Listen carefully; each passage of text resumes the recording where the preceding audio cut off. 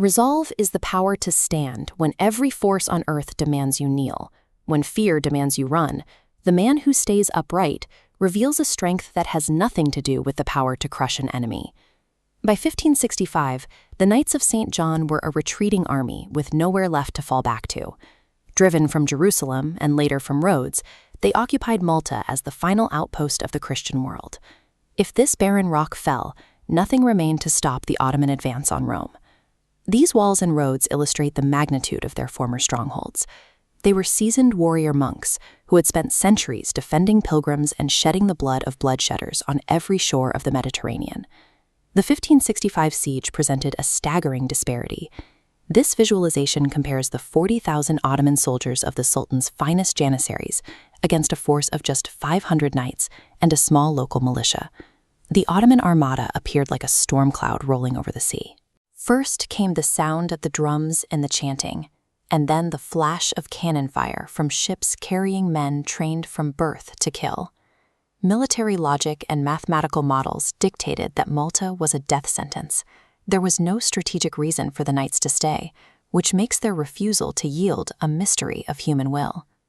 The storm broke first at Fort St. Elmo. Positioned at the very tip of the peninsula, it stood alone to guard the mouth of Malta's Grand Harbor against the full weight of the Ottoman siege. For 28 days, the defenders repelled wave after wave of janissaries, meeting the final breach with broken swords and bare hands. St. Elmo fell, costing 6,000 Ottoman lives. The Turks crucified the fallen knights, floating them across the harbor to mock the trapped defenders. Through the height of summer, the defenders lived like ghosts. They were starving and wounded, their armor rusted and slick with blood. When food ran out, they boiled leather for soup. These men were physically broken and facing an enemy that held every material advantage. Their refusal to yield suggests they were sustained by a resource that existed outside the scope of conventional warfare. These knights had already died to themselves long before the first cannon roared. Bound by vows of poverty and chastity, they had stripped away the worldly attachments that typically fuel the fear of death. Their internal fortifications were built through daily discipline. They prayed the rosary before they fought and rebuilt their shattered stone walls by night. They had trained their bodies to obey their souls, and their souls to obey their mission. In the Catholic tradition of the Knights, suffering was redemptive. They viewed the agony of the siege as a forge where love is tested and pride is burned away until obedience becomes perfect.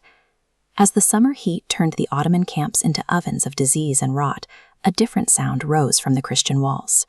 Even while starving and wounded, the knights were chanting hymns. They operated as a single body rather than a collection of individuals. Every man on those walls stood beside a brother, sharing the suffering and the mission, so that no one man had to bear the weight of the siege alone. Ottoman strength was external and finite, tied to numbers and supplies. The knight's strength was internal, drawn from a presence that could not be depleted by cannon fire or starvation. In September, a relief force of barely 6,000 men arrived. Seeing them, the 70-year-old Grand Master de Valette ordered his remaining defenders to abandon the walls and charge. Men who were bleeding and half dead surged from the gates with a cry for God and St. John. They threw themselves into the final battle against an enemy already breaking from months of attrition. The Ottoman army broke and fled. They left 30,000 dead on the rocks of Malta, marking the end of their advance into Europe and the retreat of the greatest army on earth. By holding this single rock, the 500 knights acted as a shield for the continent. Their victory preserved the stability of the Christian world for a century, proving that a few men of conviction can turn the tide of history. Modern perspectives often view religious vows and strict discipline as forms of restrictive control. We are taught to prize an independence that often leads to isolation. The lesson of Malta is that true freedom begins when the will is brought under obedience to truth. When a man is disciplined, he stops being ruled by his appetites, and fear loses its voice. The knights found strength in their dependence, on God and on the brothers who shared their public vow. Their grit was never separate from their grace, it was the direct result of it. Ultimate strength is found in the internal form of a man. It is the faith, the prayer, and the brotherhood that allows a few to stand firm when the whole world demands they kneel.